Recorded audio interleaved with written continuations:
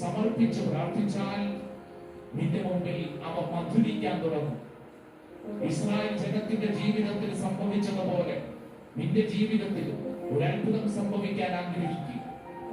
പ്രിയപ്പെട്ടവരെ, രണ്ട് കരങ്ങളും ശിരസിൽ നമുക്ക് കമഴ്ത്തി വയ്ക്കാം, കണ്ണുകൾ അടച്ച് പ്രാർത്ഥിക്കാം. ഇതാ നിന്റെ മേൽ കർത്താവിന്റെ ശക്തി വെളിപ്പെടണം. ഇന്ന് നീ അനുഭവിക്കുന്ന കൈപ്പേറിയ അനുഭവങ്ങൾ ഒരുപക്ഷെ നിന്റെ ജീവിത പങ്കാളിയെ കുറിച്ചാവും, നിന്റെ മക്കളെ കുറിച്ചാവും, മാതാപിതാക്കളെ കുറിച്ചാവും, ജോലി സ്ഥലത്തെ കുറിച്ചാവും, നിന്റെ കൂട്ടുകാരെ കുറിച്ചാവും, ഇടവകയിൽ ആരെങ്കിലും കുറിച്ചാവും. നിന്റെ ജീവിത വ്യാപാര മേഖലകളിൽ വ്യക്തികളോ ചില സംഭവങ്ങളോ നിന്നെ ഭാരപ്പെടുത്തുന്നുണ്ടെങ്കിൽ, ദുഃഖിപ്പിക്കുന്നുണ്ടെങ്കിൽ, കൈപ്പേറിയ അനുഭവം തരുന്നുണ്ടെങ്കിൽ, ഇതാ ആ സംഭവങ്ങളെ സമർപ്പിച്ച് പ്രാർത്ഥിക്കുക. രണ്ട് കരങ്ങൾ ശിരസിൽ കമഴ്ത്തി വെച്ച് എല്ലാവരും സ്തുതിച്ചു പ്രാർത്ഥിച്ചുകൊണ്ട് ദൈവത്തിന്റെ ആത്മാവ് അത്ഭുതകരമായിട്ട് പ്രവർത്തിക്കട്ടെ.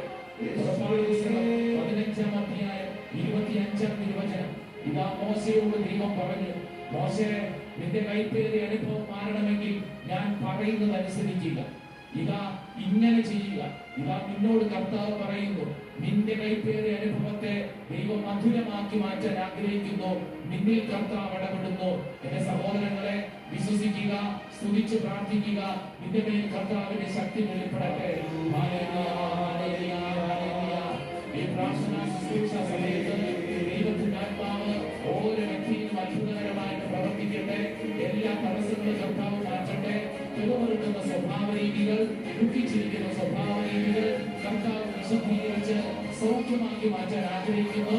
നിന്റെ കുടുംബത്തിന്മേൽ കർത്താവ് ഇടപെടുന്ന സമയം വിശ്വസിച്ച് എല്ലാ ദൈവമക്കളും ദൈവസഭയിലേക്ക് ഒരുമിച്ച് പ്രാർത്ഥിക്കട്ടെ. കൈകൾ ഉയർത്തി സ്തുതിക്കുന്നു.